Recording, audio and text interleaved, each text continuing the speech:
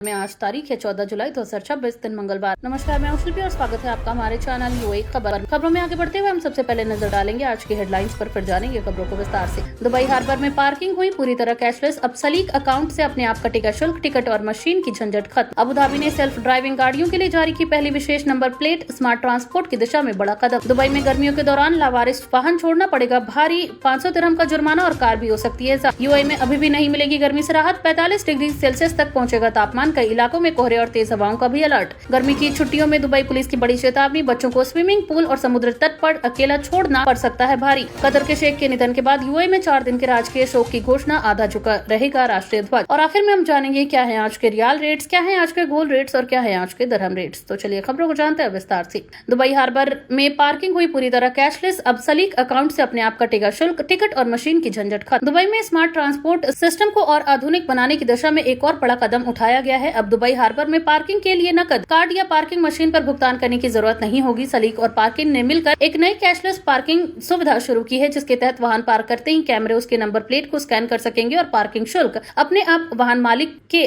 सलीक account से cut जाएगा। इस पूरी प्रक्रिया में ड्राइवर को किसी भी तरह का टिकट लेने या ऐप पर भुगतान करने की आवश्यकता नहीं होगी। ये व्यवस्था पार्किंग में लगने वाले समय को कम करेगी और ट्रैफिक फ्लो को बेहतर बनाएगी। जिन लोगों के सलीक अकाउंट में पर्याप्त बैलेंस नहीं होगा, उन्हें अपना अकाउंट समय पर रिचार्ज करना होगा ताकि किसी तरह की परेशानी न हो। अधिकारियों का कहना है कि भविष्य में दुबई के अन्य प्रमुख स्थानों पर भी इसी तरह की स्मार्ट और पूरी तरह डिजिटल पार्किंग व्यवस्था लागू की जा सकती है। दुबई ने 20 अमीराती युवाओं के लिए लॉन्च किया हाईटेक इनक्यूबेटर, स्टार्टअप को मिलेगी फंडिंग, मेंटरशिप और ग्लोबल ग्रोथ का मौका। दुबई ने स्थानीय युवाओं को टेक्नोलॉजी और इनोवेशन के क्षेत्र में आगे बढ़ाने के लिए एक नया टेक्नोलॉजी इनक्यूबेटर लॉन्च किया है। इस कार्यक्रम में पहले चरण में 20 अमीराती स्टार्टअप फाउंडर्स का चयन किया गया है, जिन्हें अपने बिजनेस आइडिया को सफल कंपनी में बदलने के लिए हर तरह का सहयोग दिया जाएगा। चयनित उद्यमियों को अनुभवी विशेषज्ञों की मेंटरशिप, आधुनिक टेक्नोलॉजी लैब, निवेशकों से जुड़ने के अवसर और बिजनेस डेवलपमेंट की ट्रेनिंग मिलेगी। इस पहल का उद्देश्य यूएई के युवाओं को रोजगार खोजने वाला नहीं बल्कि रोजगार देने वाला बनाना है। सरकार चाहती है कि देश में अधिक से अधिक स्थानीय टेक कंपनियां विकसित हो और वे अंतर्राष्ट्रीय बाजार में भी अपनी पहचान बना सके। ये कार्यक्रम दुबई की डिजिटल इकोनॉमी, रणनीति और नवाचार आधारित अर्थव्यवस्था को मजबूत करने की दिशा में एक महत्वपूर्ण कदम माना जा रहा है। इससे स्थानीय प्रतिभाओं को वैश्विक स्तर पर प्रतिस्पर्धा करने का बेहतर अवसर मिलेगा। अबू धाबी ने सेल्फ ड्राइविंग गाड़ियों के लिए जारी की पहली विशेष नंबर प्लेट, स्मार्ट ट्रांसपोर्ट की दिशा में बड़ा कदम। अबू धाबी ने भविष्य की परिवहन व्यवस्था को बढ़ावा देने के लिए एक ऐतिहासिक पहल करते हुए स्वायत्त यानी कि ऑटोनोमस व्हीकल्स के लिए पहली बार विशेष लाइसेंस प्लेट जारी कर दी है। इस नई नंबर प्लेट्स की मदद से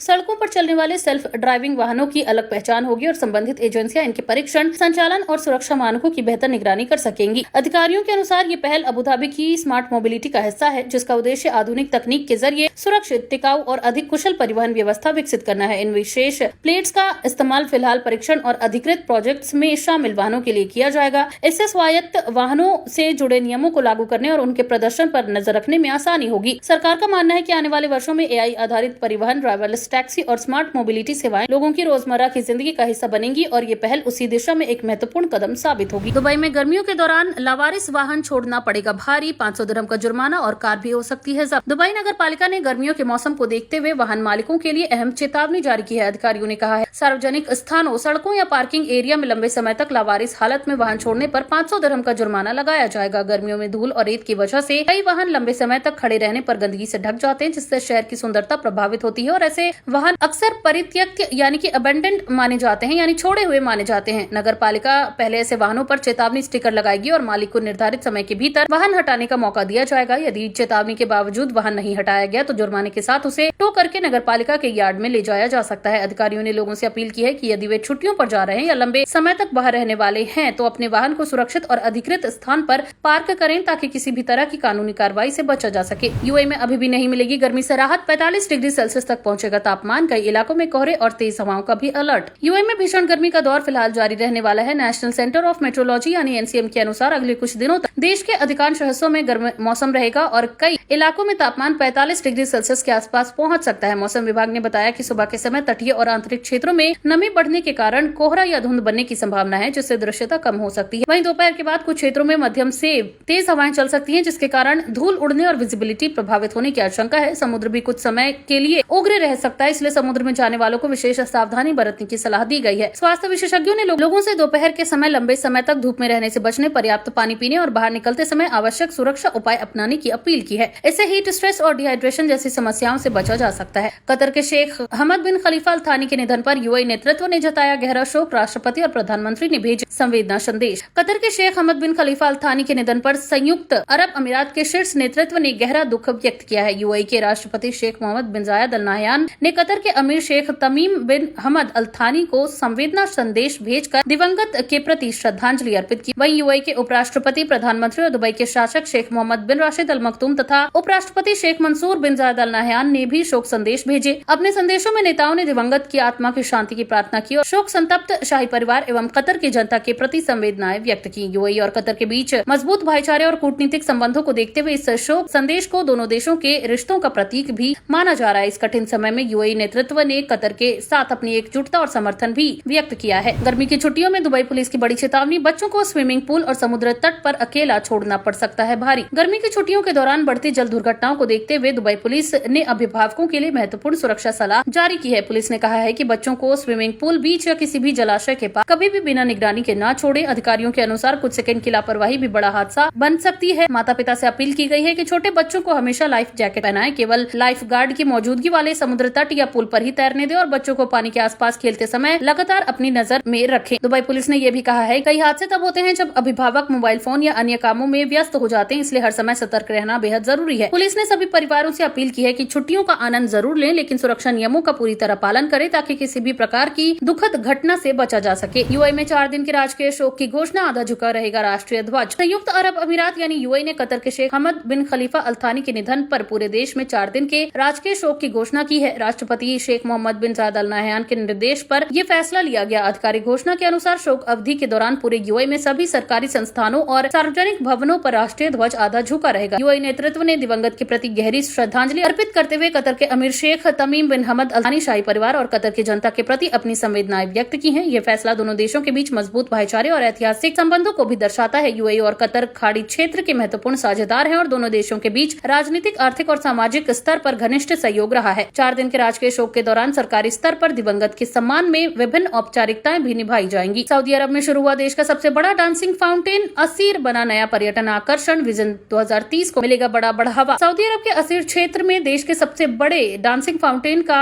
आधिकारिक उद्घाटन कर दिया गया है। ये विशाल फाउंटेन आधुनिक तकनीक से तैयार किया गया है, जहां पानी की ऊंची धाराएं रंग बिरंगी लेजर लाइट्स और संगीत के साथ शानदार प्रदर्शन करती हैं। ये आकर्षण असीर सीजन का प्रमुख हिस्सा है और बड़ी संख्या में स्थानीय तथा विदेशी पर्यटकों को अपनी ओर आकर्षित कर रहा है। अधिकारियों के अनुसार ये परियोजना सऊदी विजन 2030 के तहत पर्यटन और मनोरंजन क्षेत्र को बढ़ावा देने की रणनीति का हिस्सा है। सरकार का लक्ष्य है कि देश में विश्व स्तरीय पर्यटन स्थलों का विकास किया जाए ताकि अंतर्राष्ट्रीय पर्यटकों की संख्या बढ़े और स्थानीय अर्थव्यवस्था को मजबूती मिले। असीर का ये नया डांसिंग फाउंटेन परिवारों और पर्यटकों के लिए एक प्रमुख मनोरंजन केंद्र बनने की उम्मीद है। इसके जरिए सऊदी अरब अपनी सांस्कृतिक और पर्यटन पहचान को वैश्विक स्तर पर और मजबूत करने की दिशा में लगातार आगे बढ़ रहा है। अब जानते हैं क्या है आज के रियाल रेट्स। तो आज एक सऊदी रियाल के मुकाबले 25.43 रुपया है, जो कि पिछले दिन 25.39 रुपए था। वहीं एक सऊदी रियाल के मुकाबले आज 40.68 नेपाली रुपये है, जो कि पिछले दिन 40.58 नेपाली रुपये पर था। वहीं एक सऊदी रियाल के मुकाबले आज 32.89 बांग्लादेशी टका है, जो कि पिछले दिन 32.82 बांग्लादेशी टका पर था। वहीं एक सऊदी रियाल के मुकाबले आज 74.05 पाकिस्तानी रुपये है, जो कि पिछले दिन 74.09 पाकिस्तानी रुपये पर था। वहीं आज एक सऊदी रियाल के मुकाबले 25.42 भूटानी करेंसी है, जो कि पिछले दिन 25.39 भूटानी करेंसी पर थी। क्या है आज के गोल्ड रेट्स। तो यूएई में सोने की कीमतों में लगातार उतार चढ़ाव जारी है, जहां यूएई में आज 18 कैरेट सोने का दाम 372 दिरहम प्रति ग्राम है, जो कि पिछले दिन 377.75 दिरहम प्रति ग्राम पर था। यानी कि आज के 18 कैरेट की गोल्ड रेट भारतीय मुद्रा में बात की जाए तो लगभग 9,698 रुपए के आसपास होते हैं। वहीं आज यूएई में 22 कैरेट गोल्ड का दाम 452.50 दिरहम प्रति ग्राम है, जो कि भारतीय मुद्रा में लगभग 11,798 रुपए के आसपास होते हैं, जो कि पिछले दिन 459.75 दिरहम प्रति ग्राम पर था। वहीं यूएई में आज 24 कैरेट सोने का दाम 488.75 दिरहम प्रति ग्राम है, जो कि पिछले दिन 496.50 दिरहम प्रति ग्राम पर था। वहीं आज 24 कैरेट सोने का दाम की भारतीय मुद्रा में बात करें तो लगभग 12,742 रुपए के आसपास होते हैं। आज का दिरहम रेट। तो आज एक यूएई दिरहम के मुकाबले 26.07 रुपए है, जो कि पिछले दिन 25.96 रुपए पर थी। वहीं एक यूएई दिरहम के मुकाबले आज 41.53 नेपाली रुपये है, जो कि पिछले दिन 41.38 नेपाली रुपये पर था। एक यूएई दिरहम के मुकाबले आज 33.60 बांग्लादेशी टका है, जो कि पिछले दिन 33.57 बांग्लादेशी टका पर था। वहीं एक यूएई दिरहम के मुकाबले आज 75.70 पाकिस्तानी रुपये है, जो कि पिछले दिन 75.73 पाकिस्तानी रुपए पर था। वहीं एक यूएई दिरहम के मुकाबले आज 26.03 भूटानी करेंसी है, जो कि पिछले दिन 25.97 भूटानी करेंसी पर थी। तो ये थी आज की तमाम ताजा अपडेट्स। ऐसी और खबरों को जानने के लिए बने रहिए हमारे चैनल यूएई खबर के साथ। धन्यवाद।